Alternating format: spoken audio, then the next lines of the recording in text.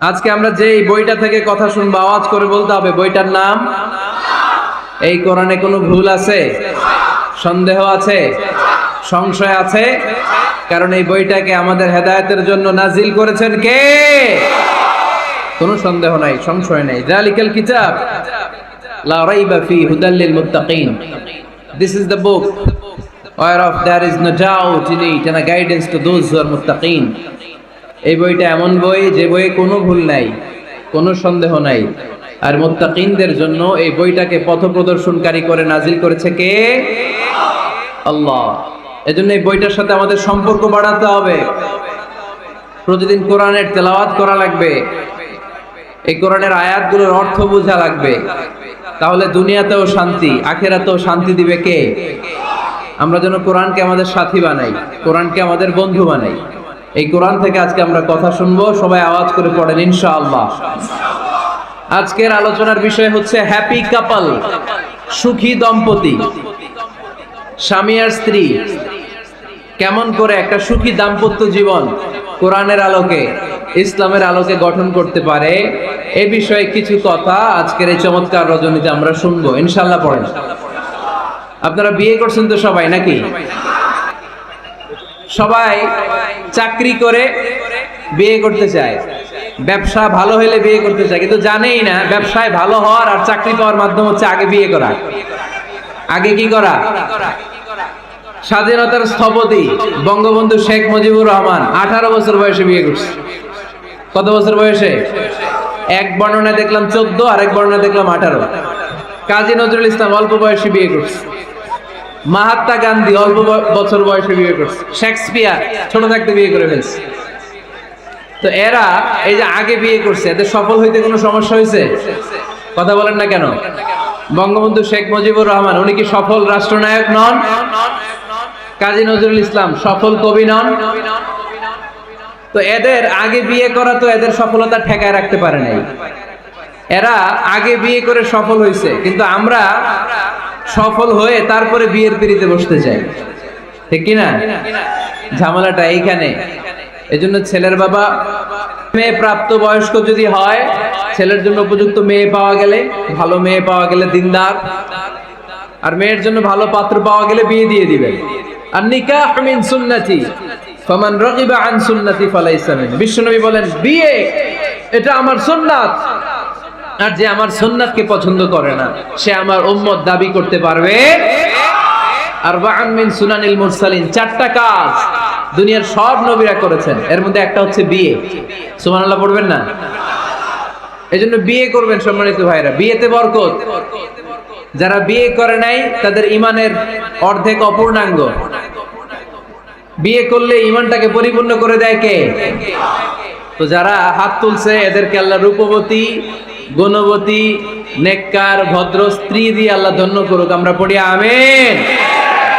দেখছেন এখন গলার আওয়াজ বড় হয়ে গেছে, এখন মহা খুশি, বিয়ের কথা শুনলেই খুশি। তো আজকের আলোচনাটা যারা নিউ কাপল, নতুন বিয়ে করেছেন তাদের কাজে লাগবে, আর যারা তোমরা বিয়ে করোনি তোমাদেরও কাজে লাগবে সামনে। আর মুরব্বী যারা, এদেরও কাজে লাগবে। আপনারা আপনাদের অভিজ্ঞতার আলোকে এই আলোচনার কথাগুলো আপনাদের নাতি নাতকো এদেরকে শোনাবেন। তাহলে আজকের আলোচনার বিষয় হচ্ছে হ্যাপি কাপল, সুখী দম্পতি।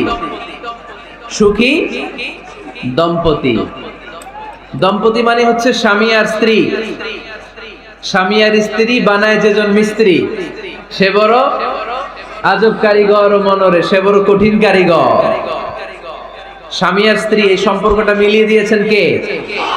কোথায় মিলিয়ে দিয়েছেন?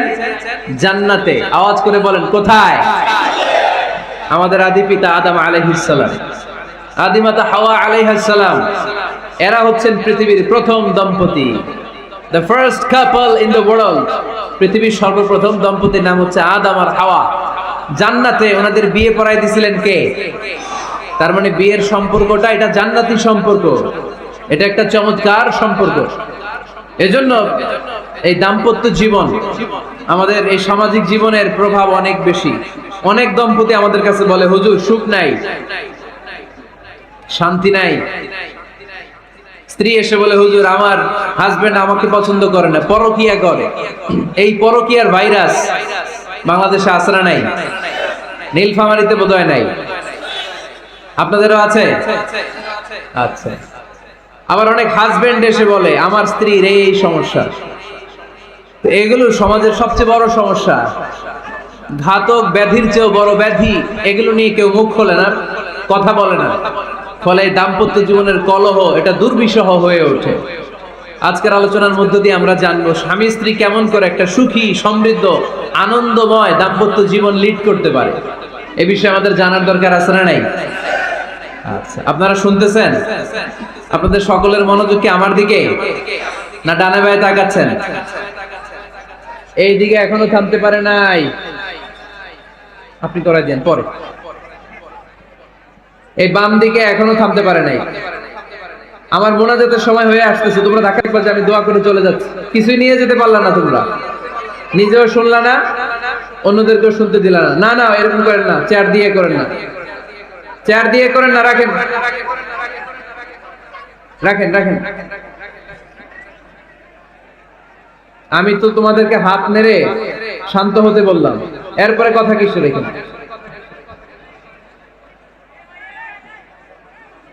এভাবে আসলে আলোচনা করা যায় না। একজন আলোচক কোন একটা বিষয় নিয়ে যখন কথা শুরু করবে, ডানে বায়ে ধাক্কা ধাক্কি, চিৎকার, বিশৃঙ্খলার আওয়াজ যখন আলোচকের কানে আসে, উনি কথার খেই হারিয়ে ফেলে। এই যে আবার শুরু হয়েছে এখানে।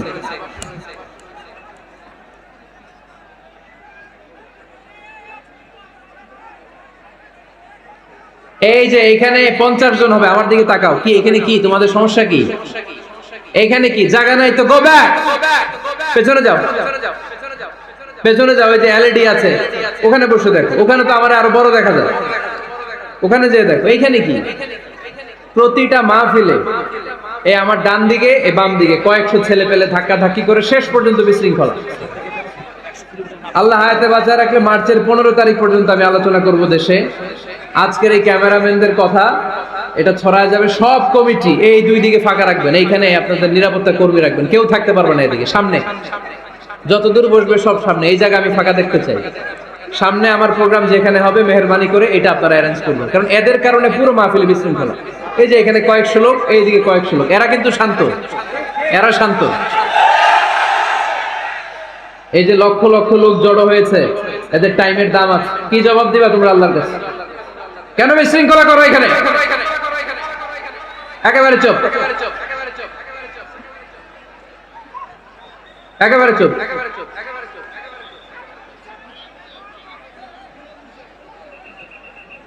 আমরা দাম্পত্য জীবনে সুখী হতে চাই কোরআন সুন্নাহর আলোকে।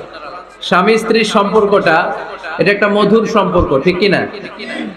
স্বামী স্ত্রীর সম্পর্কটা কেমন জানেন? স্বামী স্ত্রীর সম্পর্কটা হচ্ছে হাত আর চোখের মতো। হাত ব্যথা পেলে চোখ দিয়ে পানি ঝরে, আবার চোখ দিয়ে পানি ঝরলে হাত সেই পানি মুছে দেয়, ঠিক কি না? স্বামী আর স্ত্রীর সম্পর্কটা এরকম হবে, হাত আর চোখ। হাতে হাত কেটে গেলে চোখ দিয়ে পানি পড়ে, আবার চোখ দিয়ে পানি পড়লে হাতই ওই পানি মুছে দেয়। সম্পর্কটা এরকম থাকার দরকার আছে না নাই? আছে। আল্লাহ তাআলা স্বামী স্ত্রীর সম্পর্ককে কোরআনে পোশাকের সাথে তুলনা করেছেন। ড্রেস, কস্টিউম, পোশাক। আওয়াজ করে বলেন, কিসের সাথে তুলনা করেছেন? পোশাক। কেন পোশাকের সাথে তুলনা করলেন? কারণ পোশাক মানুষের লজ্জাস্থানের হেফাজত করে। ইট কভারস আওয়ার প্রাইভেটস। পোশাক, ড্রেস এন্ড কস্টিউম এটা আমাদের লজ্জাস্থানকে ঢেকে রাখে, আমাদের ঈমান বাঁচায়। তেমনি স্বামী তার স্ত্রীর চরিত্র হেফাজত করে, স্ত্রী তার স্বামীর চরিত্র হেফাজত করে, ঠিক কি না? এজন্য আল্লাহ তাআলা মেটাফরিক্যালি, রূপক ভাবে স্বামী স্ত্রীকে পোশাকের সাথে তুলনা করেছেন। আবার পোশাক পরলে খুব সুন্দর লাগে, ডিজাইন করে, এমব্রয়ডারি করে, বিভিন্ন ডিজাইনের, বিভিন্ন স্টাইলের, বিভিন্ন ফ্যাশনের পোশাক মানুষ পরে।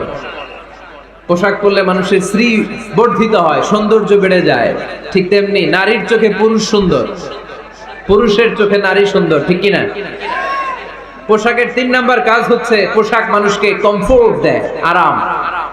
এই যে শীতকালে আপনারা অনেকে ব্লেজার পরে আসছেন, অনেকের গলায় মাফলার, অনেকের গায়ে চাদর, আরাম লাগে না? কথা বলেন না কেন? লাগে। আবার গ্রীষ্মকালে এই মাফলার পরে কেউ বের হয়? চৈত্র মাসে নীলফামারীতে জ্যাকেট পরেন কে কে দেখি?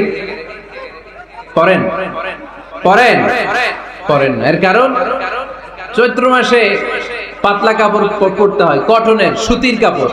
শীতকালে মোটা কাপড় আরাম লাগে, দেহটাকে প্রশান্ত করে দেয়। আবার গরমকালে সুতির কটনের পাতলা কাপড় পরলে দেহটারে প্রশান্ত করে দেয়।